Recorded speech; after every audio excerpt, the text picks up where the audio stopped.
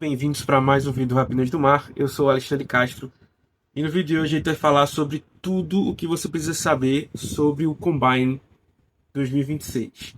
Provavelmente você já deve ter visto ou ouvido falar desse termo aí, seja nessa temporada ou em alguma outra, que tenha ficado em dúvida sobre o que é.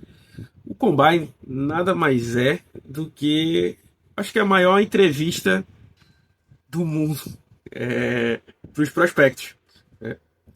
A NFL convida alguns dos prospectos para o Combine e lá, é, como eu disse, começa no dia 23. Cada dia eles têm umas determinadas atividades para determinados grupos, determinadas posições. Então, eles chegam, fazem o registro deles, passam por exames médicos, passam por alguns testes de raciocínio. E nesses exames médicos, às vezes são descobertos problemas que ninguém conhecia antes. Tem um caso recente, vamos dizer assim, o Maurice Hurst, era um defensive tackle de Michigan, um cara que era cotado para sair na primeira rodada, mas no combine descobriram que ele tinha um problema no coração. Isso fez ele cair bastante no combine no draft daquele ano. Então isso é um ponto. Os jogadores dão entrevistas, né? Se reúnem com os GMs durante esse tempo também. E aí vem o principal, que são as medições e os testes. O primeiro ponto são as medições. Provavelmente, se você viu algum prospecto que você gosta, você já pode ter olhado lá no site da universidade dele qual é a sua altura e quanto ele pesa. Mas nem sempre esse número é real, porque normalmente as universidades têm a tendência a mascarar esse número, né, para meio que proteger os seus prospectos. Por exemplo, esse ano tem o Diego Pavia de Vanderbilt, que no Senior Bowl as medições dele foram menor do que se esperava, né? Então, isso é uma questão principalmente para jogadores de linha ofensiva, em que normalmente se espera um determinado comprimento de braço para o cara jogar como offensive tackle. Se for um pouco mais curto, você já pensa nele como um guard ou center, dependendo disso. Então, isso é um ponto muito importante, né? Para esses prospectos, também para jogadores de linha defensiva. Por exemplo, esse ano tem um excelente jogador de Miami, o Ruben Ben. Produção muito boa, mas se fala muito que ele tem os braços muito curtos, né? Então, e é um pouco baixo, então não se sabe, e pesado. 207, joga com 270 libras, então não se sabe bem onde vai jogar. É um cara de 6'2", mais ou menos, com 270 libras, com braços curtos. Ele vai jogar por dentro da linha, vai jogar por fora, como é que vai ser feito. Então, tudo isso é levado em conta.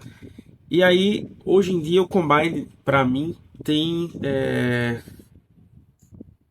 vamos dizer assim, perdeu um pouco de valor, porque hoje é muita jogada de marketing, igual o Senior Bowl, por exemplo. O Senior Bowl antes era uma grande vitrine para vários prospectos. Hoje em dia, muitos prospectos vão lá, treinam bem durante a semana, viram que ganharam estoque, saem dos treinos, saem do jogo. Basicamente usam aquilo ali só como um trampolim. E o Combine é a mesma coisa, você não é obrigado a medir, a pesar, a fazer os testes físicos. Então, muitas vezes os caras vão lá para conversar, ter a chance de ser entrevistado por outros times, mas fazem o que lhe convém. E acabam tirando chance, como eu disse, são convites limitados, tanto para o Senior Bowl, tanto para o Combine. E acabam tirando a chance de prospectos que poderiam aproveitar melhor, né, essa oportunidade. E aí vem os drills posicionais, os testes físicos e os drills posicionais, que são conhecidos como tiro de 40 jardas, salto em distância, salto vertical, supino, trick on drill. São todos testes para tentar mensurar a velocidade, agilidade, explosão dos jogadores. Tem muita gente que ganha muito estoque com isso, né? Assim, tem um running back do Seahawks do draft de 2013, Christine Michael. O cara correu muito bem, excelente explosão, bom tamanho, bom peso para running back, e foi uma decepção. Nunca se firmou na liga, chegou a jogar a XFL, o UFL depois também. Então sempre existem esses caras. Também tem casos como, por exemplo, ainda falando de Seattle, DK Metcalf teve um péssimo teste do Trick on Drill, que mede a agilidade dos jogadores. E por conta disso também teria caído no draft, né? Lembrando que os Seahawks escolheram ele ali na 64. Mas obviamente seria um prospecto top 10. Principalmente daquele draft. Então, não caiu só por isso, tá? Mas foi um dos motivos pelos quais. Então tem times que ainda se apegam muito ao Combine, tem times que não. E como eu disse hoje, os agentes, os prospectos pensam muito em como eles vão usar o Combine. Então, eu vou lá só para medir a altura e me pesar. Não fazer, e fazer as entrevistas, não fazer mais nada. Ok. Vou só fazer os drills posicionais. Ou o cara que é o cara não quer se expor, né? A lançar a bola lá, o quarterback vai e não lança. Por exemplo, o Fernando Mendonça pode decidir não passar a bola por ser o quarterback 1. Não criar motivos para que narrativas para que ele perca estoque, né? Então é óbvio que, como eu falei, pensando do lado do atleta, ele tem toda a vantagem de fazer isso. Mas como eu falo, isso acaba tirando a oportunidade de outros prospectos, que essa seria a única chance dele de se mostrar para a NFL, já que os combines têm um número limitado de convites, certo? Como falei, e por fim tem esses drills posicionais, né, como eu já vinha falando, que são cada posição tem os seus drills, né? Então os quarterbacks lançam a bola em profundidade, em slant, em rotas out. Os wide receivers fazem recepções correndo diferentes tipos de rota.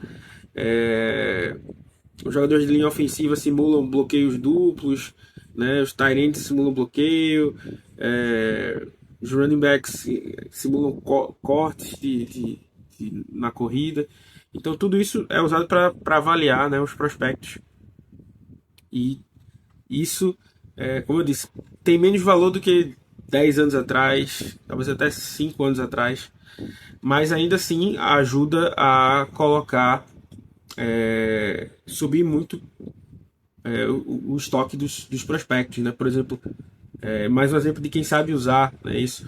O Nick Emanuel não era visto como um cara de grande agilidade, assim como o DK Metcalf, vamos falar assim no ataque. Então ele correu as 40 jardas, fez os testes de explosão, mas não fez o trick on drill, para não manchar, vamos dizer assim, o que ele tinha feito nos outros. Então correu no que ele era bom, né? E deixou para lá o que ele não era. E como eu também vi falando de estratégia de jogadores, né? Às vezes o cara é muito, sei lá, cria uma narrativa que o cara é muito leve. Então ele vai para o combine, ganha peso, vai para o combine, se pesa, mas não faz nenhum teste, para não mostrar que aquele peso impactou em alguma coisa. Ou o contrário, o cara é visto como um cara mais lento e aí ele perde peso para tentar ser mais rápido. Por exemplo, o Bralin Trice, acho que o draft 2 anos atrás, o cara de Washington que foi draftado pelos Falcons, se eu não estiver enganado. Ele se apresentou com um peso totalmente diferente e não deu certo essa estratégia. Ele foi muito mal nos drills. Assim, não foi bem no que ele já não era bom, e no que ele era bom, por mudar de peso também ele não conseguiu ir bem, né? Então é isso que é o Combine, né? Meio que essa entrevista barra concurso de Miss, né? Ou Mister, né? Para os prospectos. Mas se você ficou até aqui, você vai ter uma informação que é muito importante. O Combine não serve só para isso. É um momento em que todos os GMs, head coaches, alguns membros da comissão técnica, estão todos no mesmo lugar. Então, é um momento também em que muitas trocas são discutidas, são conversadas. Os caras fazem perguntas sobre o mercado, tipo, quanto você acha que o running back de elite dessa free agency vai estar ganhando? Vai estar ganhando X. Então você usa também isso para se projetar.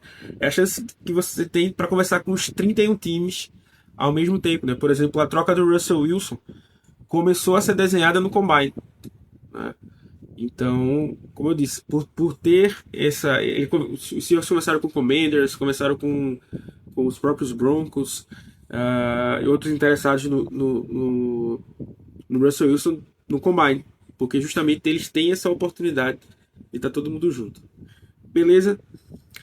Espero que vocês tenham gostado. Um grande abraço e Go Hawks!